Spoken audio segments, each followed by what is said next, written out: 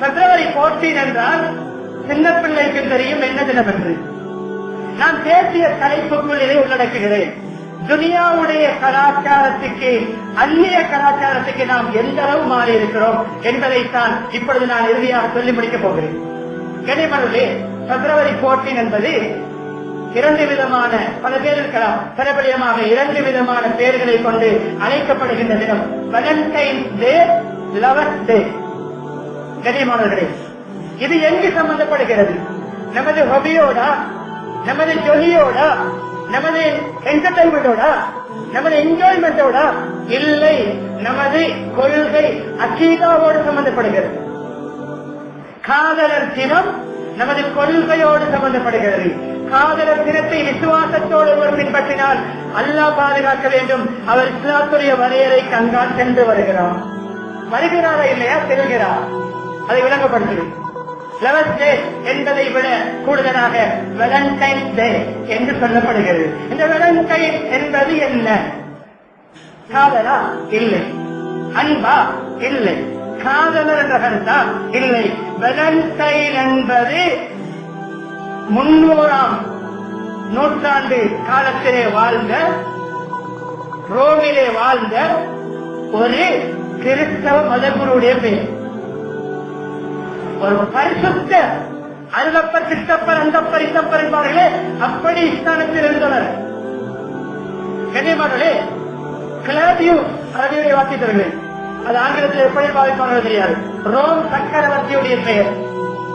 இவன் அந்த காலத்திலே பிற நாடுகளோடு யுத்தம் செய்வதற்கு வாலிபர்களை அதிகமாக தயாராக்கினால், வாலிபர்களுக்கு, வயது வந்தவர்களுக்கு திருமணம் முடிக்க கூடாது என்று கடும் சட்டம் போட்டான். எந்த பெண்களோடும் இவர்கள் தனிமைப்படக்கூடாது, குடும்பம் நடத்தக்கூடாது, தொடர்பு வைக்கக்கூடாது என்ற சட்டத்தை செயலாற்றுக்கு போட்டான் அவன் யுத்தத்துக்கு.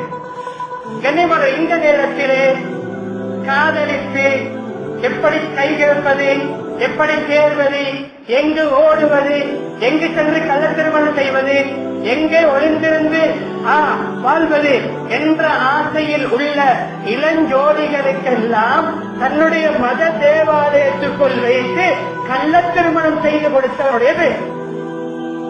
கள்ள திருமணம், விபச்சாரத்துக்கு இடம் கொடுத்து பராமரித்தவருடைய பெயர் தான் வேலண்டைன். கனிமர்கள் இப்பொழுது திருமணம், கள்ள திருமணம் நடக்கிறது. காதலர்கள் காதலிகளை கூட்டிக் கொண்டு தன்னுடைய குருவிடம் ஓடி வருவார்கள். சேர்த்து வையுங்கள் குருவே, அவர் வழியாக இருந்து நடத்துவதற்கு அருகதை இருக்கிறது. கனிமர்களே, கள்ள திருமணங்களை ஜோடி போட்டு அனுபவிக்க வைத்து வினாவுக்கு தூண்டியவன் தான் இவன். உண்மையான திருமணம் பேச்சுவார்த்தையும் இணைத்து வைத்தான், கள்ள திருமணங்களை செய்து வைத்தான், காதல் ஜோடிகளை இணைத்து இடமளித்து ரகசியமாக பாவம் செய்வதற்கு லைசன்ஸ் கொடுத்தவன். இப்பொழுது சக்கரவர்த்திக்கு கேள்விப்படுகிறது, இப்படி நடக்கிறது, நாட்டு சட்டத்துக்கு துரோகம் செய்தார் என்பதற்காக அவர் தூக்கிலிடப்பட்ட நாள் தான் பிப்ரவரி 14. அவர் தூக்கிலிடப்பட்ட நாள். மாமா வேலை பார்த்தவன், கேவலமாக அப்படி கேவலமான தொழில் செய்தவன் தூக்கிலிடப்பட்ட மரணங்களை கொடுக்கப்பட்ட நாளில் தான் நாம் இன்று ரெட் ரோஸ் கொடுத்துக் கொண்டிருக்கிறோம். நாம் இன்று காணிலே, அது ரெட் கலரிலே பெரும்பாலும் வரும், அதில் ஒரு என்ன இதயத்துடைய ஒரு வரைபடம் இருக்கும், அதில் அங்கு இருக்கும், அதில் சிறுவனுடைய ஒரு போட்டோ இருக்கும் என்றெல்லாம் அந்த காலத்தில் உருவாகியது. இன்று வரைக்கும் வருகிறது, உலா வருகிறது. கண்ணியமானவர்களே, சொல்ல வருவது இது நம்முடைய கொள்கையோடு கிறிஸ்தவர்களுடைய ஒரு மத அனுஷ்டானத்தை இன்று நம்முடைய முஸ்லிம் செய்து கொண்டிருக்கிறார்கள். கிறிஸ்தவ மதத்துக்கு மாறுகிறார்கள்.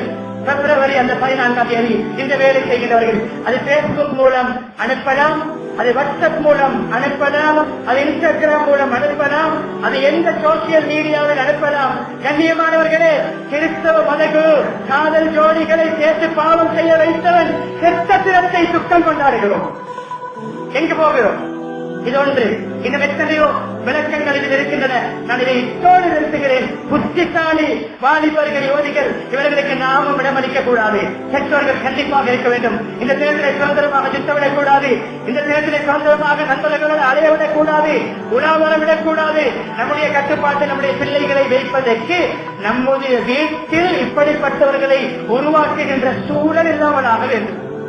காதலை தூண்டுகின்ற சாதனம் நமது வீட்டில் இருக்கக்கூடாது. கொலையை தூண்டுகின்ற சாதனம் நமது வீட்டில் இருக்க முடியாது. இச்சையை தூண்டுகின்ற சாதனம் நமது வீட்டில் இருக்கக்கூடாது. தந்தை, தாய், பிள்ளைகள் எல்லோரும் ஒன்றாக உட்கார்ந்து சிரித்து சிரித்து பார்க்க கூடாது. கனிமானவர்களே, இதை நான் இப்போது நிறுத்திக் கொள்கிறேன். எனவே இதற்கு தயாராக இருக்கின்ற இப்படிப்பட்ட பொருட்களை தன்னுடைய கடையிலே கொண்டு வந்து விற்க தயாராக இருக்கின்ற வியாபாரிகள் லவர் என்றே கடை திறக்கிறார்கள். காதலர்களுக்கென்றே கடை திறந்தால் எங்கு பறக்க? காதலர்கள் என்ன இபாதத்தை செய்கிறார்கள்? காதலர்கள் தனிமையிலே குர்ஆன் ஓதுகிறார்கள். காதலர்கள் தனிமையிலே என்ன இஸ்லாத்துடைய விழுமியங்களையா பரிமாறிக் கொள்கிறார்கள்? Lover gift item, fancy item என்ற பெயரில் திறக்கிறோம். நான் என்னுடைய பணத்தில் வாங்குகிறேன், நான் விற்கிறேன். தஆவனு அலல் பிர்ரி வத்தக்வா வலா தஆவனு அலல் இஸ்மி வல் உதுவான். தக்வா இறையச்சத்திற்கும் நல்ல நல்ல விடயங்களுக்கும் உதவியாக இருங்கள், பாவத்துக்கும் பகைமைக்கும் உதவி செய்ய வேண்டாம். அல்லாஹ்வுடைய கட்டளையை மீறி இப்படிப்பட்ட பொருட்களை விற்கின்றவர்களும் இந்த பாவத்தில் சம்பந்தப்படுகிறார்கள்.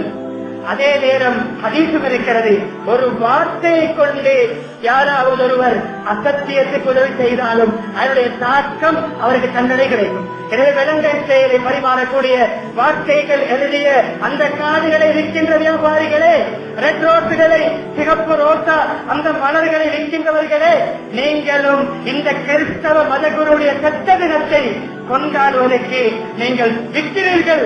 அதை நீங்கள் பணமாக கொள்கிறீர்கள். அதை தன் குழந்தைகளுக்கும் பிள்ளைகளுக்கும் மனைவி மக்களுக்கும் உண்ண கொடுக்கிறீர்கள். அந்த பணத்தில் தான் ஹஜ்ஜும் உம்ராவும் செய்கிறீர்கள்.